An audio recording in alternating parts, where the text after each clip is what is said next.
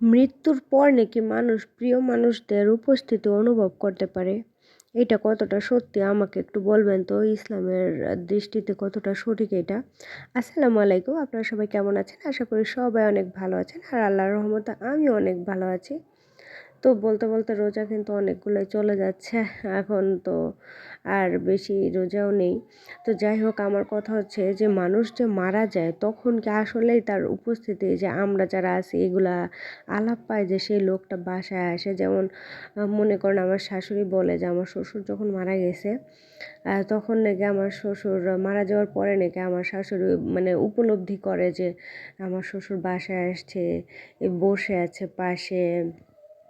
মানে সন্ধ্যার টাইমে আমার শাশুড়ি দেখি যে আম আপনার দরজা জানালা সব খুলে দেয়। তখন নাকি আমার শ্বশুর বাসায় আসে। এটা সে বলে আমাকে। এটা কতটুকু সঠিক আমি জানি না। কিন্তু আমার তো আমার জানা মতে যে সন্ধ্যার টাইমে দরজা জানালাগুলো বন্ধ করে দিতে হয়, তাহলে খারাপ জিন-টিন এগুলা ভিতরে আসতে পারে না। আর আমার শাশুড়ি দেখি উনি হচ্ছে মানে আরো খুলে দেয়। এইটা আমি কি ভুল নাকি আমার শাশুড়ি সঠিক? এটা একটু বলবেন তো? আমার শাশুড়ি বলে আমি নাকি ভুল, আমি সঠিকটা জানি না। আমার শ্বশুর মারা গেছে, তো উনার মৃত্যুর পরে উনি বাসায় আসবে, এইজন্য সন্ধ্যার টাইমে উনি সব কিছু খুলে দেয়, দরজা জানালা, যে আমার শ্বশুর নাকি ভিতরে আসবে। আবার আমার শাশুড়ি বলে যে ঈদের দিন নাকি আমার শ্বশুর বাসায় আসে আমার শাশুড়িকে দেখার জন্য। এটা আসলে কি? এগুলা কি? আমি জানি না উনি এগুলো কি ভ্রান্ত ধারণা নিয়ে পড়ে আছে। আমি অনেক বুঝাই আমার শাশুড়িকে যে এগুলা বিশ্বাস করবেন না বা এগুলা বলবেন না, এগুলা কিন্তু শিরক। আসলে কি আমি কি সঠিক বলছি আমার শাশুড়িকে, নাকি আমি ভুল বলতেছি? আপনারা বলবেন তো। আর আমার শাশুড়ি যদি ভুল বলে তাহলে আমি তাকে কি করে বুঝাবো এটা যে আপনি যেটা করতেছেন এটা আসলে ঠিক না, এটা ভুল করতেছেন আপনি বা ভুল বলতেছেন না। আমি আসলে বুঝেই পারছি না যে আমি তাকে কিভাবে বুঝাবো এটা।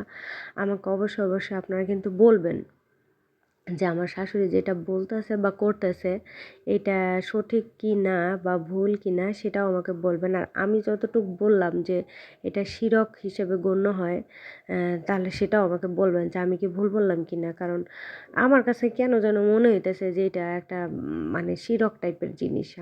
আমার কাছে সঠিক মনে হইতেছে না।